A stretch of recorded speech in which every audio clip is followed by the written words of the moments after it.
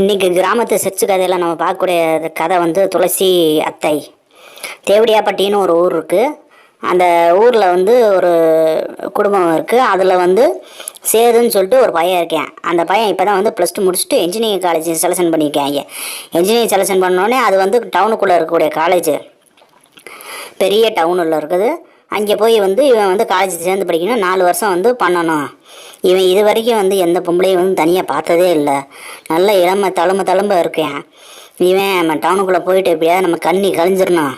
இதுதான் இது. ஸ்கூலில் எத்தனையோ பேரை வந்து கரெக்ட் பண்ணுறதுக்காண்டி பார்த்துருக்கோம், எவ்வளையும் கரெக்ட் பண்ண முடியல. இனி அங்கே போனேன்னா காலேஜில் எவ்வளையாவது கரெக்ட் பண்ணி கண்ணியை கழிச்சிட்டு அப்புறம் தான் நம்ம இது பண்ணணும். நம்ம இளமையை விடவே கூடாது, நம்ம இளமை இருக்கும்போதே அனுபவிச்சிடணும் அப்படின்னு நினச்சிட்டு அவன் பாட்டுக்கு மனசில் நினச்சிருந்தேன். அவங்க அப்பா அம்மாலாம் படிக்காத ஆட்கள், அது எங்கேயோ கிராமத்தில் வந்து கூலி வேலைக்கு போகிற ஆட்கள். அவங்க ராஜா கஷ்டப்பட்டு இது பண்ணியிருக்கான்.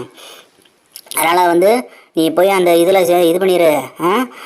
நம்ம சொந்தக்கார ஒரு அத்தை வந்து அங்கே இருக்குது, அவன் வீட்டில் தங்கியிருக்க. என்னால் வந்து இதுக்கெல்லாம் பணம் கட்ட முடியாது. நான் அந்த அத்தைக்கிட்ட நான் பேசிட்டேன்.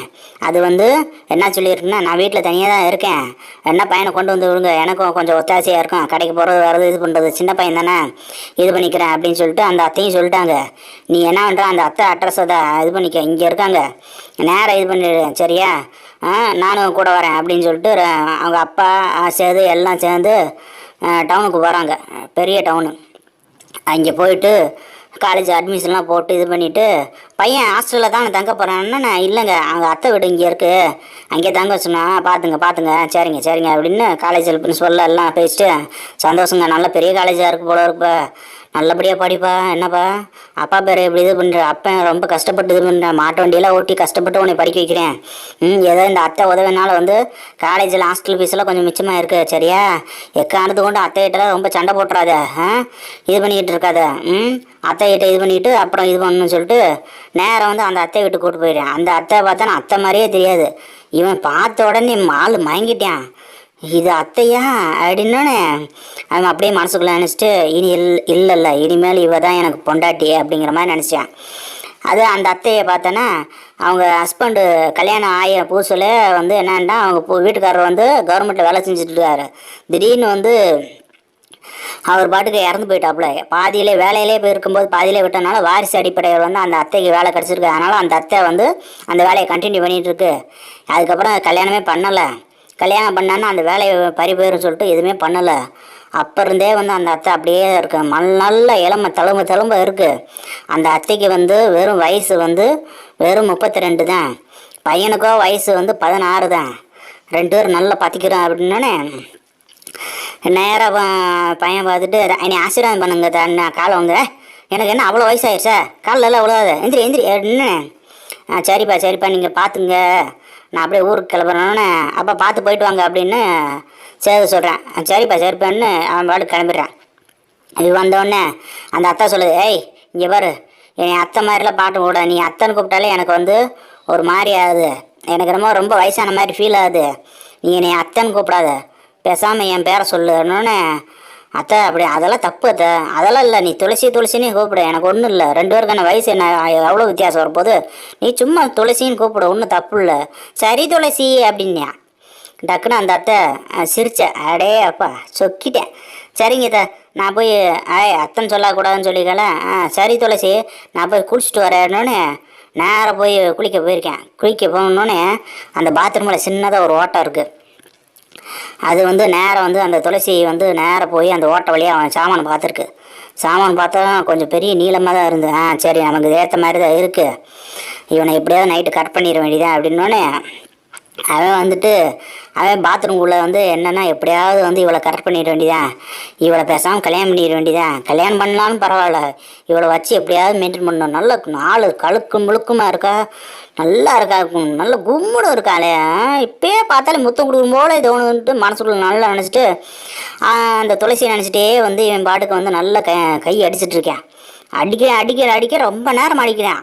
இவன் அந்த ஓட்ட வழியை பார்த்துட்ருக்கா, என்ன இவன் இவ்வளோ நேரம் வச்சு அடிக்கிறான், அப்போ டெய்லி பண்ணுவான் போல இருக்குது, அதான் ரொம்ப நேரம் வச்சு கையில் தேய்ச்சிட்டே இருக்கான் போல இருக்குது. பரவாயில்ல பரவாயில்ல, நமக்கு ஏற்ற இதுதான் சிக்கியிருக்கான்னு சொல்லிட்டு இவனுக்கு தேவையான இதெல்லாம் ரெடி பண்ணணும்னு சொல்லிட்டு ஒரு பால் இதெல்லாம் ரெடி பண்ணி மசாலா பாலை ரெடி பண்ணி பாதாம் இதெல்லாம் போட்டு அதில் 2 வயக்கரை மாத்திரை உள்ளே போட்டு இது பண்ணி நல்லா கலந்து இது பண்ணிக்கான். நைட் ஆயிடுச்சு. அப்புறம் அவன் குளிச்சுட்டு வெளியே வந்ததுக்கப்புறம் அவன்கிட்ட சாப்பிடு அப்படின்னோடனே அவனுக்கு ரெண்டு இட்லி 2 வடையை கூப்பிட்டு இது பண்ணோன்னே இவளும் சைடில் ஒரு கும்முன்னு ஒரு நைட்டியை போட்டுட்டு உள்ளே இருக்கிறதுல வெளியே தெரிகிற மாதிரி ஒரு நைட்டி லைட்டை வேறு மஞ்சள் கலர் லைட்டாக மாற்றி விட்டா. அப்படியே அவன் கண்ணுக்கு அப்படியே தெரியுது. இந்த பாலை குடி சேது அப்படின்னோடனே அவனும் அந்த பாலை குடிச்சிட்டு அப்படியே முறுக்கு ஏறுது. அப்படியே 2 குதிரை 3 குதிரை வெளியே வருது. வெளியே ஒன்று என்ன துளசி உடம்பு ஒரு மாதிரியாது, இன்னைக்குன்னு பார்த்து நீ ரொம்ப அழகாக தெரிகிற, என்ன விசேஷம் என்ன? நீ எதுக்கு இப்படி தனியாக வாழ்ந்துட்டுருக்க? உனக்கு வாழ்க்கை கொடுக்குறேன், நான் வாழ்க்கை கொடுக்காம வேறு யார் வாழ்க்கை கொடுக்குறா? நீ எப்படி இப்படி தனியாக வாழலாம்? பாரு, என் துளசியோட சாமான் பாரு, ரொம்ப கஷ்டப்பட்டுருக்கு. ஒரு சாமான் இல்லாமல் கஷ்டப்பட்டுருக்கு. இந்த இதுக்கு என் இதை கொடுக்குறேன், என் பூலை எடுத்துக்க அப்படின்னு சொல்லிட்டு வேஸ்ட் அவுத்து காமிச்சிட்டேன். காமிச்சோடனே அவளுக்கு பயங்கர சிரிப்பு. என்ன இவன் இப்படி ஈஸியாக மடக்கிட்டோமே அப்படின்ட்டு, சரி வா வா வா, நேரமாகுது, மணி 7 ஆச்சு, வா தூங்க போகணுன்னு. 7 ஆயிடுச்சா வா அப்படின்ட்டு நேராக உள்ளே கூப்பிட்டு போயிட்டு அப்படியே இது பண்ணியிருக்கேன். ஃபஸ்ட்டு எடுத்துனோடனே முரட்டுத்தனம் ஆரம்பிச்சேன். என்ன நீ இப்படி அவசரப்பட்டுருக்க? இதுக்கு முன்னாடி நான் எதுவுமே செஞ்சது இல்லை, பொம்பளையெல்லாம் நான் முழுசாக பார்த்ததே இல்லை, இப்போ தான் பார்த்துருக்கேன், இப்போ தான் உன்னை கண்ணி கழிக்கவே போகிறேன் அப்படின்னு. இப்போ தான் நீ கண்ணியே கழிக்க போறியா? அப்போ ஒன்றும் பிரச்சனை இல்லை, பொறுமையாக களி. இதெல்லாம் நல்ல ஒரு பூஜை இது மாதிரி பண்ணி தான் பண்ணணும். நீ என்ன அப்படியே மிருகம் மாதிரி பாயிறானு? எனக்கு அதெல்லாம் தெரியாது, எனக்கு யாருமே சொல்லி கொடுக்கல தெரியுமா? நான் எவ்வளோ தூரத்துக்கு கஷ்டப்பட்டிருப்பேன், பொண்ணுகளை லவ் பண்ணுறதுக்குலாம் ரொம்ப கஷ்டப்பட்டேன். அப்படியா? என் செல்லத்துக்கு இப்படி தான் இருக்குமா? அப்போ இது யாரும் கைப்படாத ஒரு சாமானு, சரியான சாமானாக இருக்கும் போல இருக்க அப்படின்னு. சரி வா, இது நீ எனக்கு இது பண்ணணும் அப்படின்னு அப்படியே லேசாக தேன் பாட்டில் எடுத்து அப்படியே லேசாக மேலாப்பில் விட்டுட்டு அப்புறம் கீழெல்லாம் கொஞ்சம் விட்டுட்டு, நீ இப்போ என்ன பண்ணுறேன்னா ஃபஸ்ட்டு இந்த தேனை டெஸ்ட் பண்ணுற, அவ்வளோதானே அப்படின்னு நல்லா நக்க ஆரம்பிச்சிட்டேன். அவன் நாக்கு போடும்போது அப்படியே அவள் பயங்கரமாக ஃபீல் ஆகிட்டா. அவள் அப்படியே உணர்ச்சி மூடு ரொம்ப டாப்பில் போயிட்டா. டாப்பில் போனோன்னு கீழேருந்து அப்படியே தண்ணியாக தெளிக்குது மூஞ்சியில். இவன் துளசி என்ன துளசி இது என்னமோ தண்ணியெல்லாம் தெளிக்குது, இது வந்துட்டாலே அந்த பொண்ணுக்கு உனக்கு பிடிச்சி வச்சுன்னு அர்த்தம், தொடர்ந்து பண்ணு அப்படின்னு. அப்படியா? என் துளசிக்கு எனக்கு ரொம்ப பிடிச்சி வச்சா, இந்த சாமான் எனக்கு ரொம்ப பிடிச்சிருச்சா, என் சாமான் உனக்கு தான் அப்படின்ட்டு என் பாட்டுக்கு நக்கு நக்கி எல்லா வேலையும் முடிச்சுட்டு அதுக்கப்புறம் எடுத்து அவனோட சாமான் எடுத்து சொருன்னு ஒன்று ஆகா எத்தனை நாள் கழித்து இந்த இது பார்த்துருக்கோம். ரொம்ப நாள் கழித்து எனக்கு இந்த மாதிரி கிடச்சிருக்கு. உள்ளே போகிறதுக்கு கொஞ்சம் டைட்டாக இருக்குது, கொஞ்சம் எடு அப்படின்னு எண்ணெயை நல்லா தடவிட்டு, இப்போ விடு. என்ன துளசி இவ்வளோ டைட்டாக இருக்குன்னு? அது ஒன்றும் இல்லை, நீ உள்ளே விட்றல அப்படி தான் இருக்கும். நானும் ரொம்ப நாளாக பண்ணல, அப்போ ரொம்ப டைட்டாக தான் இருக்கும். நாளைக்கு ரெகுலராக பண்ண நல்லா ரெகுலர் ஆயிடும். எது ரெகுலராவா? ஆமாம், நீ தான் ரெகுலராக பண்ண, நீ தான் என் புருஷன், சரியா? இனிமேல் என்னைய பொண்டாட்டின்னு நான் கூப்பிடணும், சரியா? நீ பாட்டுக்கு துளசியும் கூடக்கூடாது. சரி பொண்டாட்டி சப்புடி அப்படின்னு அவள் இது பண்ணிவிட்டு, பார்த்தியா உடனே இது பண்ணுறேன், அப்படிதான் நான் ரகடு பாய்ஸ் அப்படி தான் பண்ணுவேன் அப்படின்னோடனே, எது ரகடு பாய்ஸா? ஆமாம் பண்ணு அப்படின்னோடனே பாடுக வாயில் வச்சு தேய்ச்சிட்டு அதுக்கப்புறம் உள்ளே விட்டு ஆட்டினதுக்கப்புறம் அவள் சத்தியமாக நீ தான் என் புருஷன், என்னம்மா செய்கிற? சரி இது மாதிரிலாம் நான் பார்த்ததே இல்லை, அதனால தான் இது பண்ணியிருக்கேன். இனிமேல் இது பண்ணுவோம் சரியா? இனிமேல் நீ என் சாமான் எல்லாம் தனியாக தூங்கவே கூடாது, என் சாமானோட தான் நீ வாழணும்.